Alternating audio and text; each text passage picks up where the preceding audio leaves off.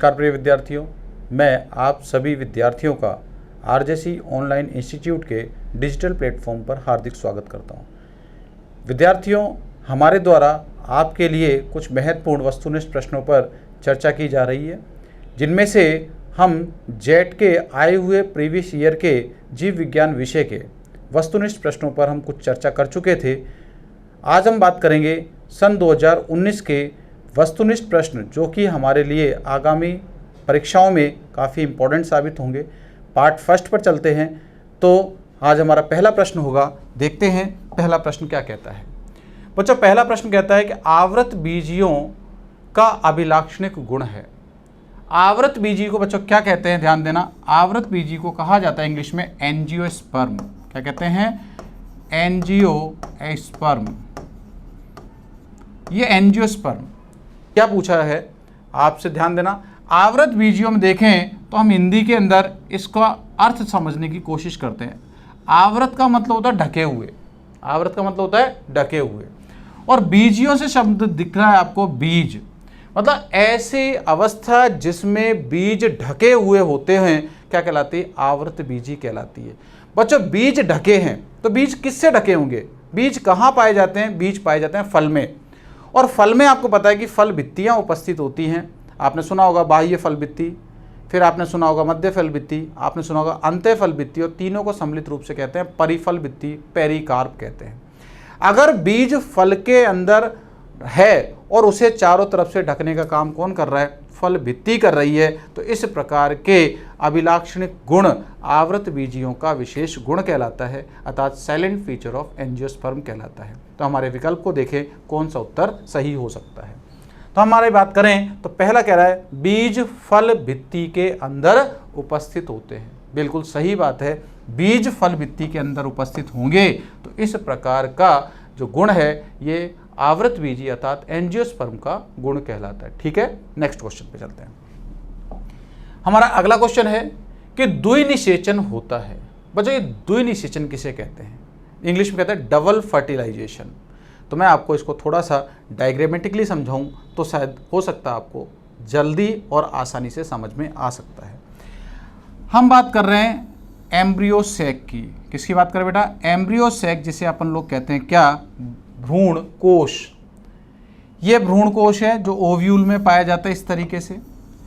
Embryo sac की बात करें तो एम्ब्रियो सैक 7 कोशिकीय 8 केंद्रकीय संरचना होती है। कितने कोशिकाएं होती हैं? 7। देखो कौन कौन सी कोशिकाएं हैं। एक कोशिका ये है, एक कोशिका आपके सामने ये है, और एक कोशिका आपके सामने बड़ी सी है, ये है। जो नीचे की 2 कोशिकाएं हैं इन्हें तो कहते हैं सहायक कोशिका, सिनर्जिड सेल, और एक आपको बड़ी कोशिका दिखाई दे रही है, इसे कहते हैं अंड कोशिका, एग सेल। इसी प्रकार से निभाग चैलेजा की तरफ भी ये 3 कोशिकाएं आपको दिखाई दे रही हैं।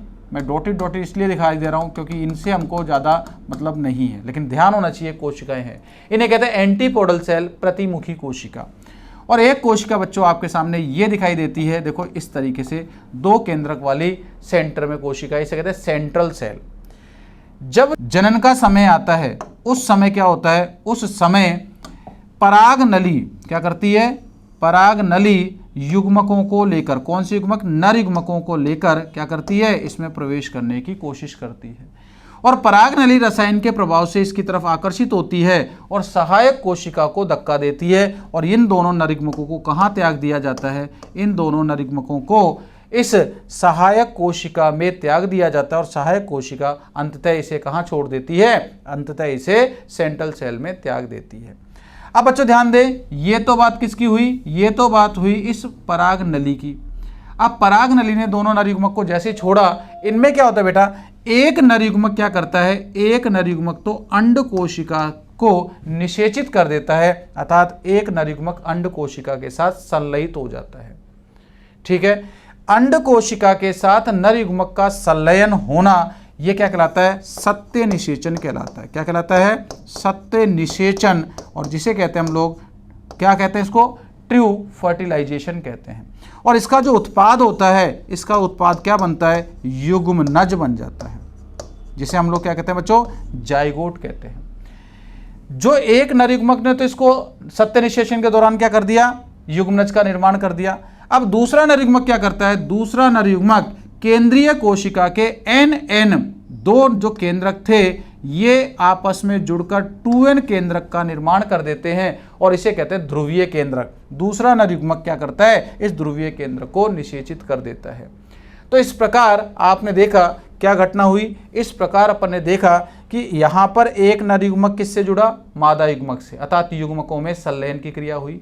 और आप देखें दूसरी बार क्या हो रहा है, एक नरयुग्मक का एक केंद्रक और केंद्रीय कोशिका के दो केंद्रक आपस में जुड़ रहे हैं। इस घटना को कहते हैं बेटा त्रिसंलयन। क्या कहते हैं, त्रिसंलयन। और जिसका उत्पाद क्या बनता था, पेन बनता था, प्राइमरी एंडोस्पर्म न्यूक्लियस, प्राथमिक भ्रूणपोष केंद्रक कहलाता था।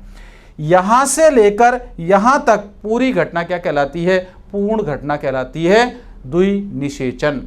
क्योंकि यहां पर निषेचन कितनी बार हुआ, 2 बार। और घटना किस रूप में हुई, एक बार सत्य निषेचन हुआ, एक बार त्रिसंलयन हुआ। तो इस घटना को कहते हैं डबल फर्टिलाइजेशन। ऑप्शन चेक करें। ऑप्शन में देखो कि नर युग्मक का अंड कोशिका के साथ संलयन, तो नर युग्मक का अंड कोशिका के साथ संलयन द्विनिषेचन नहीं बल्कि सत्य निषेचन, ट्रू फर्टिलाइजेशन कहलाता है। दूसरा क्या है, तीसरा ऑप्शन देखें, नर युग्मक का 2 ध्रुवीय केंद्रकों से संलयन। तो बच्चों नर युग्मक का 2 ध्रुवीय केंद्रकों के साथ संलयन ये क्या कहलाता है, ये त्रिसंलयन कहलाता था। क्या कहलाता था, त्रिसंलयन। इसके बाद हम बात करें नर युग्मक का अन्य युग्मकों से संलयन। तो बेटा यहां देखो नर युग्मक यहीं पर संलयित होते हैं, बाकी किसी और के साथ नहीं जुड़ते। हमारे लिए जो सही विकल्प है युग्मक का संलयन, देखो युग्मक का संलयन और त्रिसंलयन ये द्विनिषेचन के लिए सही विकल्प हो जाएगा। क्लियर बात हो गई, आपके समझ में आ चुका होगा। नेक्स्ट क्वेश्चन पे चलते हैं। हमारा अगला क्वेश्चन है, कोशिकाओं के आरएनए का मुख्य भाग इनमें पाया जाता है। क्या कहा आपसे, आपसे कह रहा है कि the main part of RNA, अर्थात मेन पार्ट ऑफ आरएनए कहाँ उपस्थित होता है। तो आरएनए का मुख्य भाग किस रूप में पाया जाता है। तो ध्यान दें, आपको पता है कि आरएनए का जो मुख्य भाग होता है वो किस रूप में होता है, राइबोसोम के रूप में पाया जाता है। किस रूप में होता है बेटा, राइबोसोम। अब कैसे कह सकते हैं राइबोसोम के रूप में होता है, राइबोसोम आरएनए और प्रोटीन के बने होते हैं। और बेटा ध्यान दें, राइबोसोम कौन से आरएनए के बने होते हैं, तो राइबोसोम आरएनए के बने होते हैं और साथ में क्या होता है, प्रोटीन। और आपको ध्यान रखना कि जो आरएनए है ये आरएनए कुल आरएनए का 80% भाग बनाता है। कितने परसेंट भाग बनाता है, 80%। इसका मतलब 100 में 80वां भाग कौन सा है, राइबोसोम के रूप में पाया जाता है। इसलिए मैं कह सकता हूं क्या कि आरएनए का मुख्य भाग किसका बना होता है, कोशिकीय राइबोसोम का बना होता है। याद रह जाएगा सभी के। नेक्स्ट बिंदु देखें। अगला क्वेश्चन, किस क्रिया द्वारा पादपों में चूषण बल बनाकर रसारोहण करना होता है। ध्यान दें, शब्द किसके बारे में पूछ रहा है आपसे बात कर रहा है रसारोहण। पहले तो बच्चों ये पता होना चाहिए रसारोहण या एसेंट ऑफ सेप होता क्या है। एसेंट ऑफ सेप की परिभाषा समझ में आ जाएगी तो आप इस चीज़ को आसानी से सही विकल्प ढूंढ सकते हैं। तो देखो मैं आपको समझा रहा हूँ, ये मेरे पास बच्चों कोई पादप है। क्या ये कोई पादप है, ये मैंने आपके सामने कोई पादप ड्रॉ किया, ये कोई पादप है। इस पादप में देखें तो ये इसकी क्या है, नीचे की ओर जड़ें हैं, ये रूट हैं, ये स्टेम है और ये क्या बच्चों, लीफ है।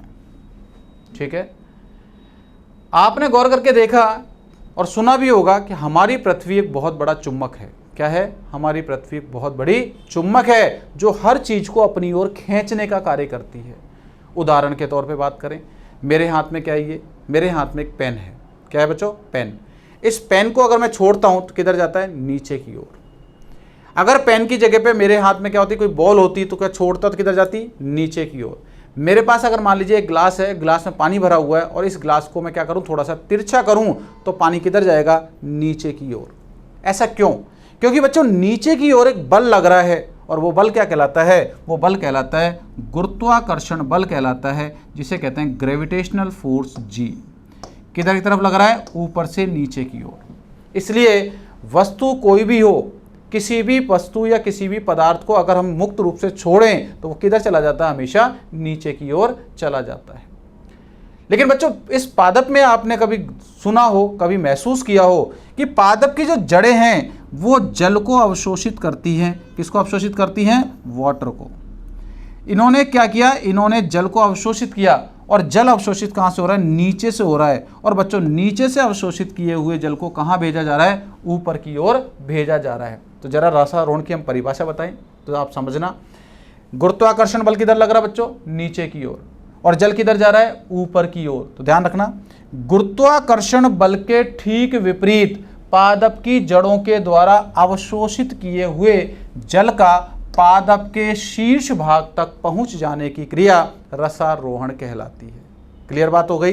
अब बच्चों रसारोहण किसके कारण होता है? यहां क्या कह रहा है कि कौन सा बल है जो रसारोहण के लिए उत्तरदायी है, अर्थात उसके लिए रेस्पॉन्सिबल है। तो ध्यान दें, ये पादप लगा है, इसके आसपास क्या है? ये वातावरण में ऊर्जा का स्रोत है, इसे कहते हैं सूर्य। जैसे जैसे सूर्य की तीव्रता बढ़ेगी वैसे वैसे आसपास का माहौल गर्म होगा। माहौल गर्म होगा तो पादप की पत्तियां अपने आप को बचाने के लिए अपने चारों तरफ जलवाष्प के रूप में, अर्थात वेपर के फॉर्म में जल का त्याग करेंगी। और बच्चों जो जल का त्याग होता है, जो जल बाहर की तरफ निकल रहा है वाष्प के रूप में, इसे कहते हैं वाष्पोत्सर्जन। क्या कहते हैं इसको? वाष्पोत्सर्जन। और बच्चों जैसे ही जल का अणु नीचे बाहर की तरफ निकला वैसे ही जड़ें क्या करती हैं? दूसरे जल के अणु को खींचती हैं। फिर एक जल का अणु बाहर निकला, फिर जल के अणु को खींचा गया, फिर जल का अणु बाहर निकला, फिर जल के अणु को खींचा गया। और ये क्रिया लगातार इस प्रकार से चालू रहती है। अर्थात वाष्पोत्सर्जन के कारण नीचे की ओर जड़ में एक खिंचाव उत्पन्न होता है जो जल को भीतर की ओर खींचकर पादप के शीर्ष भाग तक पहुंचाने का कार्य करता है। और पादप के शीर्ष भाग तक जल का पहुंचना ही रसारोहण कहलाता है। तो आपकी बात क्लियर हो चुकी होगी कि रसारोहण की क्रिया वाष्पोत्सर्जन के कारण उत्पन्न एक खिंचाव या चूषण के कारण संपन्न होती है, जिसे अपन लोग क्या कह सकते हैं? चूषण बल कहा जाता है। तो प्रश्न जरा ध्यान देंगे, किस क्रिया द्वारा पादपों में चूषण बल बनाकर रसारोहण संभव होता है? तो अंतर आपके समझ में आ चुका होगा, अर्थात आप सही विकल्प ढूंढने लायक हो चुके हैं। आंसर क्या होगा? वाष्पोत्सर्जन या transpiration is the right option for this question. Yes, next question पे चलते हैं। अगला क्वेश्चन कह रहा है बेटा सही युग्म पहचानिए, अर्थात चूज द राइट ऑप्शन। यहां पर हमसे कह रहा है कि सही विकल्प को छांटिए या सही युग्म को पहचानिए। जरा कंपेयर करें कि कौन सा ऑप्शन हमारे लिए सही हो सकता है। ध्यान दें, ऑक्सिन, इधर कह रहा है जिब्रेलिन, इधर कह रहा है साइटोकाइनिन, इधर कह रहा है इथाइलिन। इसका मतलब ये पीजीआर से संबंधित प्रश्न है, प्लांट ग्रोथ रेगुलेटर, या मैं कह सकता हूं पादप हार्मोन से संबंधित प्रश्न है। देखते हैं सब इनके फंक्शन क्या क्या पूछे गए हैं। हम बात करते हैं यहां पे, एक एक को लेके चलें। ऑक्सिन, ऑक्सिन क्या करता है बच्चों? ध्यान दें, ऑक्सिन शीर्ष कलिका प्रभाविता, अर्थात एपिकल डोमिनेंस के लिए उत्तरदायी है क्या? हाँ। अर्थात ऑक्सिन के प्रभाव से पादप का शीर्ष भाग प्रभावशाली हो जाता है और लगातार धीरे धीरे ऊपर की ओर वृद्धि करता रहता है, जिसे क्या कहते हैं? शीर्ष प्रभाविता या शीर्ष प्रमुखता कहा जाता है। ये तो विकल्प सही लग रहा है। नेक्स्ट देखें, जिब्रेलिन। जिब्रेलिन की बात करें बेटा, परिपक्वन हार्मोन। अब परिपक्वन हार्मोन का मतलब समझते हो आप लोग? इसे कहते हैं रैपनिंग हार्मोन या फल पकाने वाला हार्मोन। क्या जिब्रेलिन को फल पकाने वाला हार्मोन या परिपक्वन हार्मोन कहते हैं? नहीं, क्योंकि परिपक्वन हार्मोन जिब्रेलिन नहीं होता बेटा, ये होता है इथाइलिन। क्या होता है? इथाइलिन। इसका मतलब ये वाला विकल्प तो गलत है। तीसरा देखें, साइटोकाइनिन। साइटोकाइनिन क्या है? आगे देखो इसको क्या दे रखा है? आनुवांशिक वमनता का निवारण, अर्थात साइटोकाइनिन नामक हार्मोन आनुवांशिक बौनेपन को तोड़ता है? नहीं, ये ऑप्शन भी गलत है, क्योंकि आनुवांशिक वमनता का निवारण जो होता है ये साइटोकाइनिन नहीं करता, बल्कि कौन करता है? जिब्रेलिन करता है। इसका मतलब ये ऑप्शन भी गलत दिखाई दे रहा है। चौथे ऑप्शन पे चले हैं, इथाइलिन, कोशिका विभाजन का प्रेरण। बच्चों इथाइलिन कोशिका विभाजन का प्रेरण करता है, ये तो मैंने पहली बार सुना है। क्यों? क्योंकि कोशिका विभाजन का जो प्रेरण होता है इथाइलिन नहीं करता, बल्कि ये करता है कौन? साइटोकाइनिन। कौन करता है बच्चों? साइटोकाइनिन करता है। इसका तो ये ऑप्शन भी गलत हो गया। प्रश्न पढ़ो जरा, सही युग्म पहचानिए। हमको क्या पूछा है? सही ऑप्शन पूछा, ना कि गलत ऑप्शन। और सही ऑप्शन मुझे कहाँ दिखाई दे रहा है? ये ऑप्शन सही दिखाई दे रहा है। ऑक्सिन शीर्ष कलिका प्रभाविता एपिकल डोमिनेंस के लिए रेस्पॉन्सिबल होता है। इसलिए ऑप्शन 5 का सही आंसर क्या होगा? क्वेश्चन 5 का सही ऑप्शन होगा ए। नेक्स्ट क्वेश्चन पे चलते हैं। एक परजीवी खाद्य श्रृंखला में नंबर का पिरामिड सदैव होता है। बेटा पहले तो ये पता होना चाहिए परजीवी खाद्य श्रृंखला क्या होती है। ऐसी खाद्य श्रृंखला जिसमें जुड़े हुए पोषक स्तरों में एक पोषक स्तर को हमेशा फायदा अर्थात लाभ और दूसरे को हमेशा हानि होती है, ऐसी खाद्य श्रृंखला परजीवी खाद्य श्रृंखला कहलाती है। जरा ध्यान दें, परजीवी खाद्य श्रृंखला के अंदर आपने उदाहरण सुना होगा, ये ऊर्जा का स्रोत है पारिस्थितिक तंत्र में। इसकी ऊर्जा किस पे गिरी? इसकी ऊर्जा गिरी वृक्ष पर। वृक्ष पर कौन बैठा था? पक्षी बैठा था। और पक्षी पर कौन बैठा होता है? बहुत सारे परजीवी बैठे होते हैं। आपने देखा हो कि एक वृक्ष है, बहुत बड़ा वृक्ष है, इस पर पक्षी बैठा हुआ है और पक्षी पर क्या बैठे हुए हैं? छोटे छोटे परजीवी बैठे हुए हैं। तो ध्यान दें, वृक्ष तो संख्या में बच्चों कितना है? 1।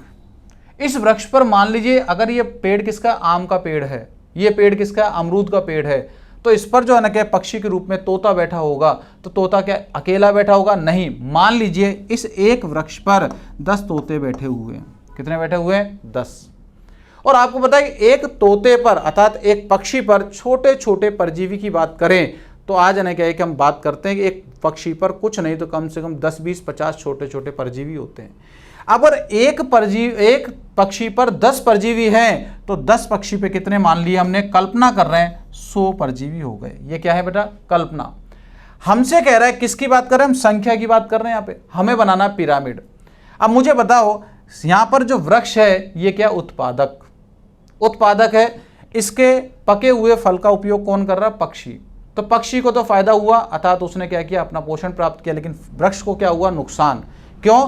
क्योंकि उसके फल जो पकते और पकने के बाद में क्या करते? बीज का निर्माण करते और भविष्य में दूसरे पादप का निर्माण करते। कई बार क्या होता है ये पक्षी क्या करता है? उन फलों को पकने से पहले ही नुकसान पहुंचा देता है। पक्षी पर कौन बैठा बच्चों? परजीवी। पक्षी को नुकसान है लेकिन परजीवी को फायदा है। क्यों? क्योंकि ये परजीवी उस पक्षी से खून चूस कर अपना क्या कर रहा है? पोषण प्राप्त कर रहा है।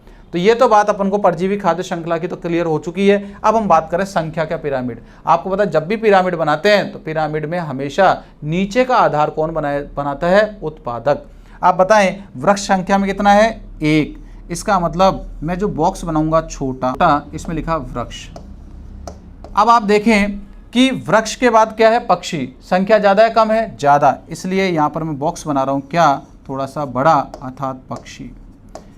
इसके बाद बताओ परजीवी ज़्यादा है संख्या में कम है? संख्या में ज़्यादा है, इसलिए बॉक्स मैंने क्या बनाया? थोड़ा सा बड़ा बनाया। किसका? परजीवी का।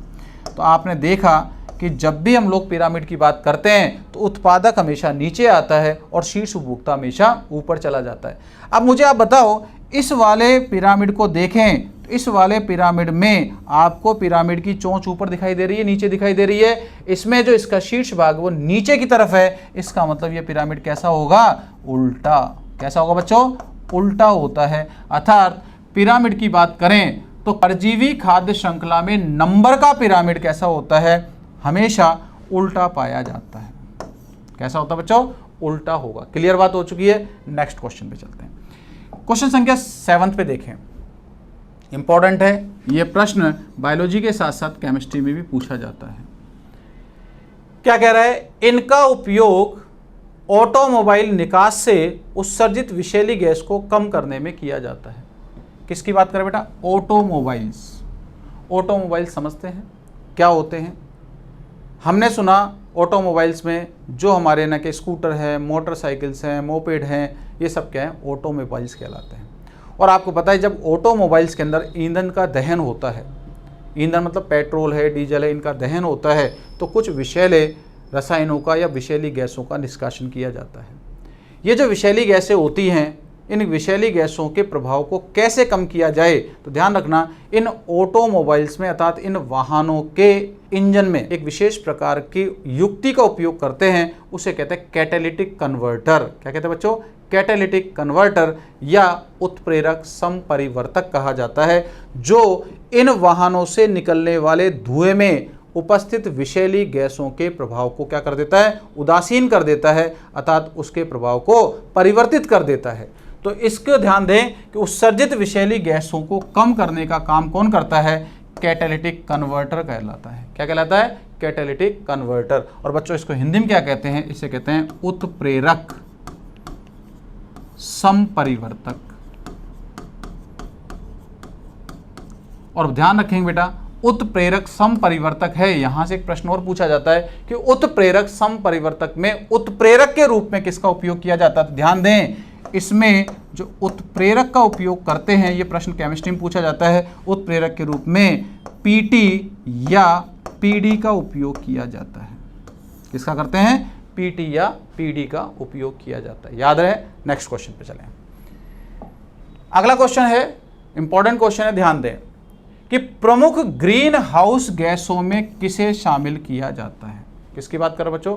Green house gas. तो ग्रीन हाउस गैस कौन कौन सी होती हैं? तो मैं आपके सामने इसके छोटे से परसेंटेज के एक टेबल के बारे में बात करता हूं, जिससे आप लोग आसानी से इसे पहचान सकते हैं। ग्रीन हाउस गैसों में एक गैस सुनी होगी CO2। CO2 क्या होती है? CO2 कुल ग्रीन हाउस गैस का 60% पार्ट पूर्ण करती है। कितने करती है? 60%। इसके बाद हम बात करें CFC। जो क्लोरोफ्लोरोकार्बन होता है, CFC की बात करें तो CFC क्या करती है? CFC कुल ग्रीन हाउस गैस का 14% भाग पूर्ण करती है। एक बच्चों यहां पर आपने नाम सुना होगा CH4 मीथेन। मीथेन क्या करती है? मीथेन 20% भाग पूर्ण करती है। इसके बाद हमने नाम सुना होगा N2O। ये N2O क्या करती है? ये N2O के द्वारा 6% भाग पूर्ण किया जाता है। इसके अलावा इसमें देखें CO है, SO2 है, या कई सारी गैसें होती हैं। ये कैसी होती हैं? नगण्य होती हैं। तो आपके सामने क्लियर बात हुई क्या कि ग्रीन हाउस प्रभाव में सबसे ज़्यादा घटक कौन है? कार्बन डाइऑक्साइड होती है, इसलिए मुख्य गैस कहलाती है। प्रश्न पूछा जाता है कि ग्रीन हाउस प्रभाव की मुख्य गैस कौन सी है? CO2। इसके बाद CH4, इसके बाद CFC, फिर N2O, और बाकी ये घटनाएं आपके सामने दिखी हुई हैं। अब हम बात करते हैं इसमें से कि क्या कह रहा है कि प्रमुख गैसों में कौन शामिल है। तो देखो, कार्बन डाइऑक्साइड है क्या? बिल्कुल है, 60%। मीथेन है क्या? बिल्कुल है, 20%। क्लोरोफ्लोरोकार्बन है क्या? बिल्कुल है, 14%। लेकिन सल्फर डाइऑक्साइड कितनी है? नगण्य। कैसी है? नगण्य। इसका मतलब अभी हम रुकेंगे, टिक नहीं करेंगे। अगला कह रहा है कार्बन मोनोऑक्साइड। कार्बन मोनोऑक्साइड बेटा कैसी है? नगण्य। जहां शब्द आ रहा है नगण्य, इस चीज को छोड़ के चलेंगे। कार्बन मोनोऑक्साइड नगण्य छोड़ दो। इधर आओ, कार्बन डाइऑक्साइड बिल्कुल है। कितने परसेंट थी? 60%। मीथेन कितने परसेंट है बेटा? 20%। फिर है नाइट्रस ऑक्साइड, कितने परसेंट? देखो, नाइट्रस ऑक्साइड 6%। और फिर कह रहा है क्लोरोफ्लोरोकार्बन कितने परसेंट है? 14%। तो 100% तो क्या इन्होंने ही पूरा कर दिया। देखो, 60 और 20 80, 80 और 6 कितने हो गए? 86, और 86 और 14 कितने हो गए? टोटल 100 हो गए। इसलिए सही जो विकल्प होगा, सही उत्तर कौन सा हो जाएगा? ऑप्शन संख्या डी होगा। तो बच्चों ध्यान दें, आपको ये परसेंटेज याद रखने हैं। सामान्यतः ये परसेंटेज बुकों में नहीं मिलते, लेकिन आपको यहाँ से याद रखना है, नोट करना है। ठीक है, नेक्स्ट क्वेश्चन पे चलते हैं। अगला क्वेश्चन कौन सा बच्चों हमारे पास में? अगला क्वेश्चन हमारे पास में 9th नंबर, अल नीनो प्रभाव नहीं देखा जाता।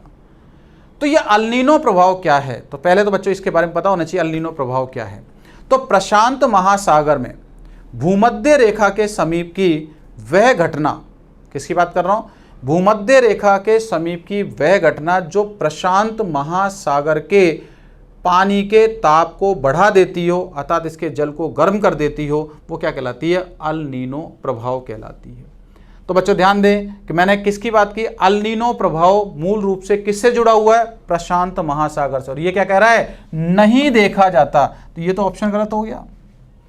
इसके बाद हम बात करें हिंद महासागर, अंटार्कटिक महासागर, ये क्या होते हैं, ये आपस में पास पास थे, इसलिए इनसे भी ये संबंध नहीं रखती, इसलिए आर्कटिक महासागर सही विकल्प होगा जिसमें अल नीनो प्रभाव नहीं पाया जाता। अल नीनो प्रभाव के कारण हिंद महासागर, अटलांटिक महासागर और प्रशांत महासागर तीनों ही प्रभावित होते हैं, लेकिन ये जो आर्कटिक महासागर है इसमें इस प्रकार की घटना नहीं पाई जाती, तो इसके लिए सही विकल्प क्या होगा, ऑप्शन संख्या सी। नेक्स्ट देखें अगला क्वेश्चन। राजस्थान में पाए जाने वाले वनों का प्रकार है। बच्चों ध्यान दें कि राजस्थान के बारे में सब जानते हैं कि राजस्थान को शुष्क क्षेत्र कहते हैं। क्या कहते हैं, शुष्क क्षेत्र कहते हैं। अब राजस्थान को शुष्क क्षेत्र कहते हैं क्योंकि यहाँ पर जो वर्षा होती है औसतन वर्षा बहुत कम होती है, और चूंकि ये एरिया ड्राई है इसलिए यहाँ पर जो भी वन उपस्थित होंगे वो भी कैसे होंगे, ड्राई नेचर के होंगे, अर्थात शुष्क वन कहलाते हैं। कैसे कहलाएंगे बच्चों, इसका सही उत्तर होगा शुष्क वन। क्लियर है, नेक्स्ट चलें। अगला क्वेश्चन है 11वां। उच्च कोटि के विटामिन, खनिज, प्रोटीन एवं स्वास्थ्य वसा युक्त फसल पैदावार को कहते हैं।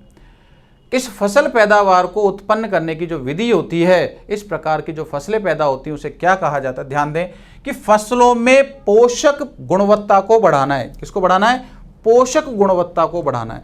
तो बच्चों ध्यान दें कि फसलों में पोषक गुणवत्ता के रूप में विटामिन, खनिज, प्रोटीन इत्यादि को अगर बढ़ाना है तो इसको बढ़ाने की क्रिया बायोफोर्टिफिकेशन कहलाती है। क्या कहलाती है बच्चों, बायोफोर्टिफिकेशन कहलाती है। और इस प्रकार की जो फसलें होती हैं, इस प्रकार की फसलों का उत्पादन पारंपरिक प्रजनन या फिर मैं कहना है जो नई तकनीकी कौन सी, जेनेटिक इंजीनियरिंग इत्यादि के द्वारा पैदा की जाती है। तो याद रह जाएगा, तो अपन को इसका सही उत्तर क्या मिलेगा, बायोफोर्टिफिकेशन। क्वेश्चन संख्या 12वां कि जैव उर्वरक का मुख्य स्रोत है। बच्चों सबसे पहले तो ये पता होना चाहिए साहब जैव उर्वरक कहते किसे हैं, कि ऐसे सजीव, देखो नाम आ रहा है जैव उर्वरक, जैव उर्वरक। तो देखो उर्वरक क्या होते हैं, फर्टिलाइजर किसे कहते हैं, कि ऐसे घटक जो कि मृदा की उत्पादकता को बढ़ा देते हैं, मृदा की क्या कर देते हो, उत्पादकता को बढ़ाते हो। अगर मृदा की उत्पादकता को बढ़ाते हैं तो इन्हें क्या कहते हैं, इन्हें कहते हैं उर्वरक। और बच्चों हम शब्द यूज कर रहे हैं जैव, और जैव शब्द किसको बताता है, सजीव को। किसको दर्शाता है, सजीव से।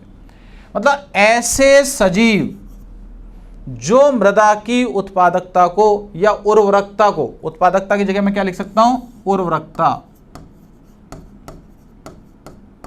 जो कि मृदा की उर्वरकता या उस मृदा में उगने वाली फसल की उत्पादकता को बढ़ा देते हों, इन्हें कहते हैं हम लोग क्या, जैव उर्वरक कहते हैं। और बेटा ध्यान दें कि जैव उर्वरक के रूप में किन किन को शामिल किया जाता है। जैव उर्वरक के रूप में आपने सुना कुछ जीवाणु को शामिल करते हैं। आपने सुना होगा कि कुछ जीवाणु ऐसे होते हैं जो मिट्टी में पड़े रहते हैं और मृदा में पड़े पड़े नाइट्रोजन का फिक्सेशन करते हैं। इनमें आपने दो प्रकार के जीवाणु सुने होंगे, एक होते हैं मुक्त जीवी के रूप में और एक आपने सुना सहजीवी के रूप में। मुक्त जीवी के रूप में आपने सुना एजेटोबैक्टर। किसकी बात करें, एजेटोबैक्टर। देखो मैं आपको क्लियर कर देता हूं, जो जीवाणु सुने होंगे, जीवाणु में आपने सुना होगा एजेटोबैक्टर, सुना है क्या। ये कैसा होता है बेटा, मुक्त जीवी, मुक्त रूप से रहते हुए मृदा में नाइट्रोजन फिक्सेशन करता है। और एक आपने सुना होगा राइजोबियम, बहुत फेमस है दोनों। ये राइजोबियम क्या होता है, ये सहजीवी होता है, अर्थात मटर कुल के पादप की जड़ों में पाया जाता है। तो जीवाणु तो ये काम करते हैं बिल्कुल। फिर हम दूसरी बात करें, कवक।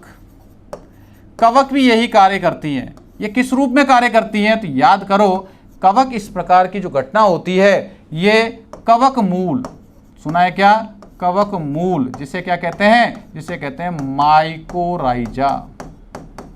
क्या कहते हैं बच्चों, माइकोराइजा के रूप में क्या करती है, उच्च पादप की जड़ के साथ संबंध दर्शाती है और फॉस्फेट व जल अवशोषण में क्या करती है, मदद करती है, अर्थात मृदा में फॉस्फेट की कमी को पूरा करने का कार्य करती है। इसके बाद हम बात करें बेटा साइनोबैक्टीरिया नील हरित शैवाल, किसकी बात करते हैं? नील हरित शैवाल। और बेटा ध्यान दें, इन नील हरित शैवालों के रूप में आपने सुना होगा कौन से? एनाबीना। नाम सुना है क्या? एनाबीना। इसके बाद हम बात कर सकते हैं एनाबीना के अंदर। एनाबीना एक ऐसी शैवाल होती है जो कि कई जगह पर मुक्त रूप से रहते हुए और कई जगह पर इन्हें क्या करती है? सहजीवी के रूप में। साथ में एक नाम और सुना होगा, नॉस्टॉक। तो इसका मतलब ये क्या करती हैं? ये मृदा में रहते हुए मृदा की उर्वरकता अर्थात फर्टिलिटी को इंक्रीज करती हैं। तो आप देखें ये सारे सजीव हैं अर्थात जैव उर्वरक हैं। तो जैव उर्वरक में बेटा कौन आया? जीवाणु, कवक और नील हरित शैवाल। तो यहाँ पर हम बात करें कवक, जीवाणु, विषाणु, ये ऑप्शन गलत है, इसको ध्यान नहीं देंगे। जीवाणु, कवक, साइनोबैक्टीरिया। जीवाणु, कवक, साइनोबैक्टीरिया। तो साइनोबैक्टीरिया की बात करें तो इसे क्या कहते हैं? ब्लू ग्रीन एल्गी, नील हरित शैवाल। इसलिए सही उत्तर हमारा कौन सा हो जाएगा? ये हो जाएगा। क्लियर? नेक्स्ट चलते हैं। अगला क्वेश्चन जो हमारे पास में है 13 नंबर क्वेश्चन, कि मोटा अनाज किस कुल से संबंधित है? बच्चों मोटा अनाज कौन सा होता है? जो खाने के लिए हम लोग यूज में लेते हैं वो सारा अनाज कौन सा है? वो मोटा अनाज कहलाता है। और मोटा अनाज पोएसी या फिर मैं कह सकता हूं ग्रेमिनी कुल से संबंधित होता है। किससे संबंधित होता है? ग्रेमिनी कुल से संबंधित पाया जाता है। क्लियर? नेक्स्ट चलें, अगला क्वेश्चन देखते हैं। अगला क्वेश्चन देखें 14 नंबर क्वेश्चन, इस पौधे का वानस्पतिक नाम रिसिनस कम्युनिस है। किसकी बात कर रहे हैं? Ricinus communis. बेटा ध्यान रखना, रिसिनस कम्युनिस यूफोरबिएसी, किसकी बात कर रहे हैं? यूफोरबिएसी कुल का पादप है। किसका है? यूफोरबिएसी कुल का। और इसका सामान्य नाम क्या कहलाता है? अरंडी कहलाता है। क्या कहलाएगा? अरंडी। क्लियर है? नेक्स्ट क्वेश्चन, क्वेश्चन संख्या 15, सर्पगंधा पादप का कौन सा भाग औषधि महत्व का होता है? तो ध्यान दे बेटा, सर्पगंधा के बारे में ध्यान रखेंगे। इसके बारे में 2-3 बातें याद रखनी है। इसे एक तो इसका कुल याद रखते हैं। कुल कौन सा है? एपोसाइनेसी। कौन सा है? एपोसाइनेसी। एक इसका हम बात करेंगे वानस्पतिक नाम की बात करेंगे। इसे क्या कहते हैं? राउवोल्फिया सर्पेंटाइना। क्या कहते हैं बच्चों? राउवोल्फिया सर्पेंटाइना। इस राउवोल्फिया सर्पेंटाइना को स्नेक रूट कहा जाता है। क्या कहते हैं बच्चों? Snake root. अर्थात इस पादप की जो जड़ें होती हैं काले सांप की तरह बल खाई हुई अर्थात एक दूसरे में लिपटी हुई होती हैं। और यही जड़ें औषधि प्राप्ति का मुख्य स्रोत है। तो आपसे पूछा गया कि सर्पगंधा पादप का कौन सा भाग औषधि देता है? तो सर्पगंधा पादप का जो रूट वाला पार्ट होता है, जो जड़ें होती हैं, ये औषधि प्राप्त करने का मुख्य भाग होता है। तो आपको एक बात पता चली कि सर्पगंधा में औषधि जड़ से प्राप्त होती है। सर्पगंधा एपोसाइनेसी कुल का पादप है। सर्पगंधा को राउवोल्फिया सर्पेंटाइना कहा जाता है। ये बातें अपन को याद रखनी है। और इस औषधि का उपयोग काय में करते हैं? इस औषधि का उपयोग 2 जगह करते हैं। एक तो हम बात करते हैं कि सर्पदंश अर्थात कहीं किसी को सांप काट लेता है, सर्पदंश के उपचार में। किसमें करते हैं बच्चों? एक तो इसमें याद रखेंगे। और दूसरी हम बात करेंगे जो मिर्गी है, मिर्गी की दवा के रूप में। किसमें करते हैं? मिर्गी की दवा के रूप में। ये भी पूछा जाता है। तो हमने राउवोल्फिया सर्पेंटाइना की एक छोटे से समय में पूर्ण रूप से बातें कर ली हैं। नेक्स्ट चलें, क्वेश्चन नंबर 16, कि पुनर्योगज डीएनए तकनीकी में आणविक कैंची किसे कहा जाता है? बच्चों ध्यान दें, पुनर्योगज डीएनए तकनीकी क्या होती है? इसे कहते हैं रिकॉम्बिनेट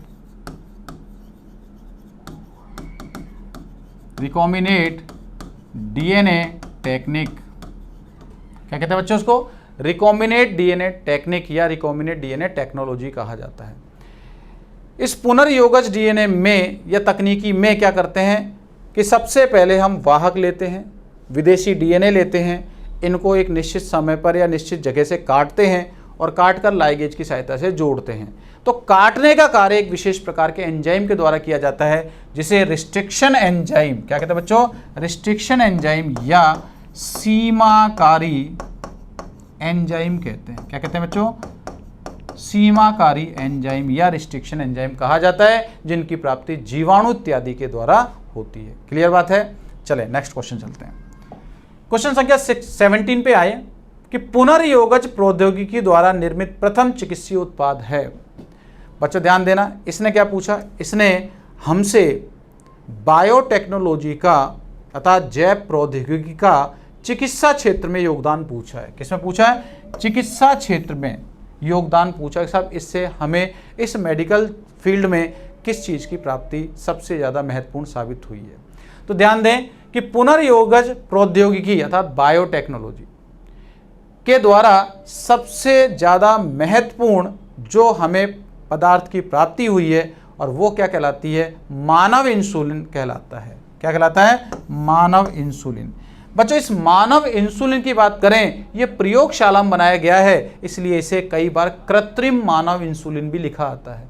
और बच्चों ये कृत्रिम मानव इंसुलिन है, इसे क्या कहते हैं, ह्यूमिलिन भी कहते हैं। क्या कहते हैं बच्चों इसको, ह्यूमिलिन। तो कई बार सीधा प्रश्न पूछता है ह्यूमिलिन क्या है, तो प्रयोगशाला में तैयार किया गया कृत्रिम मानव इंसुलिन ह्यूमिलिन कहलाता है, जो पुनर्योगज प्रौद्योगिकी या फिर बायोटेक्नोलॉजी के द्वारा निर्मित किया गया है। और वर्तमान में इसका उपयोग काहे में कर रहे हैं, वर्तमान में इसका उपयोग मधुमेह, नाम सुना है क्या, मधुमेह रोग के उपचार में किया जाता है। किसमें कर रहे हैं बेटा, इसके उपचार में करते हैं। ये बातें अपन को थोड़ी सी याद रखनी है। क्लियर। नेक्स्ट चलते हैं। अगला क्वेश्चन है 18वां। अगला क्वेश्चन देखें कि पादप उत्तक संवर्धन के लिए कीटाणुहीन वातावरण प्रदान करने के लिए किसका उपयोग किया जाता है। तो ध्यान दें, कीटाणुहीन अर्थात है क्या है कि रोगाणु रहित। इस कीटाणुहीन को मैं क्या लिख सकता हूं, रोगाणु रहित। रोगाणु रहित वातावरण उत्पन्न करने के लिए किसका उपयोग करते हैं। तो ये बच्चों अपन को याद रखना है, ये हमारे लेवल से थोड़ा सा ऊपर का ना क्या है कि क्वेश्चन है। बायोटेक्नोलॉजी की बात करें या फिर हम लोग ने क्या है कि लैब में चलते हैं, तो लैब में रोगाणु रहित वातावरण को उत्पन्न करने के लिए हम एक विशेष प्रकार के स्टेनलेस स्टील के एक बॉक्स का उपयोग करते हैं, और उस बॉक्स को क्या कहा जाता है, लैमिलर वायु प्रवाह बेंच के नाम से जाना जाता है। इंग्लिश में कहते हैं लैमिलर एयर फ्लो बेंच कहते हैं। ठीक है, ये रोगाणु रहित वातावरण को उत्पन्न करने में उपयोग में लिया जाने वाला उपकरण होता है। नेक्स्ट चलें। नेक्स्ट क्वेश्चन क्या कहता है बच्चों, ध्यान दें कि निम्न में से कौन सी पादपों में जीन स्थानांतरण की विधि नहीं है। जीन स्थानांतरण अर्थात न कि जीन ट्रांसमिशन की बात करें, ट्रांसफॉर्मेशन की बात करें, तो कौन सी विधि के द्वारा नहीं किया जाता। तो ध्यान दें, इलेक्ट्रोपोरेशन है, सोनेशन अर्थात सोनीकरण है, माइक्रो इंजेक्शन है, कैप्सुलेशन या कैप्सुलीकरण। पादपों में जीन स्थानांतरण की विधि नहीं होती, ये अपन को बच्चों याद रखना है। नेक्स्ट देखें, पार्ट फर्स्ट का लास्ट क्वेश्चन है कि कुछ जीवाणु द्वारा उत्पादित बीटी विष स्वयं जीवाणु को नहीं मारता, क्यों। तो बच्चों ध्यान दें, जो बीटी आविष है ये किससे प्राप्त हुआ था, एक विशेष प्रकार के जीवाणु से, जिसे कहते हैं बैसिलस थुरिंजेंसिस।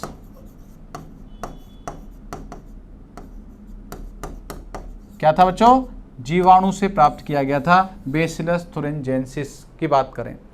यह बैसिलस थुरिंजेंसिस में एक विशेष प्रकार की जीन होती है। इस जीन से क्या होता है, इस जीन को कपास में निवेशित कराया गया, और कपास में निवेशित करवाने पर किसकी प्राप्ति हुई, बीटी विष की प्राप्ति हुई। और ये जो विष है, ये विष क्या करता है, ये विष इस जीवाणु को क्यों नहीं नष्ट कर पाता, क्या कारण है। तो ध्यान रखना कि जीवाणु में ये जो है क्या है कि पदार्थ होता है, ये पदार्थ निष्क्रिय फॉर्म में पाया जाता है। किस रूप में होता है, निष्क्रिय फॉर्म में पाया जाता है, इसलिए जीवाणु को किसी प्रकार की कोई हानि नहीं होती। तो बच्चों ये हमने एक जर्नल सी बात की 2019 पार्ट फर्स्ट के बायोलॉजी विषय के कुछ महत्वपूर्ण प्रश्नों पे। अब हम नेक्स्ट वीडियो में फिर मिलेंगे आपसे पार्ट सेकंड के कुछ विशेष प्रश्नों पर। तब तक के लिए धन्यवाद। लेकिन हमारे YouTube चैनल को आप लाइक करें, शेयर करें और इसे सब्सक्राइब करें।